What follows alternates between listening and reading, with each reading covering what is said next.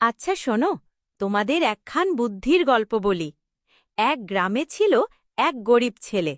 কিছুই ছিল না তার, না ধন না জমি, কিন্তু একটা জিনিস ছিল তার, বুদ্ধি।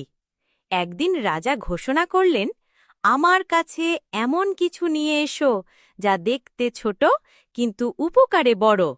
সবাই কে কি আনলো বলো তো? কেউ আনলো সোনার হাড়ি, কেউ হীরার মালা, কেউ দামি মশলা। কিন্তু ওই ছেলেটা, সে নিয়ে এলো একটা ছোট্ট কাঁঠালের বীজ। রাজা বললেন, এতে কি হবে? ছেলেটা একটুও না ঘাবড়ে বলল, এই বীজ মাটি পেলে গাছ হবে, গাছে ফল হবে, লোক খাবে, ছায়া পাবে, আবার বীজ হবে।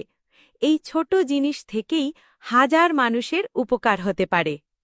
রাজা চুপ মেরে গেলেন, বললেন, এই ছেলে জানে ভবিষ্যতের কথা ভাবতে, জানে ছোট জিনিসকে কেমন বড় কাজে লাগাতে হয়।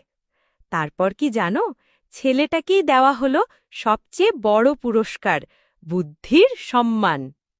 এখন বলো তো, এই গল্প থেকে কি শেখা যায়?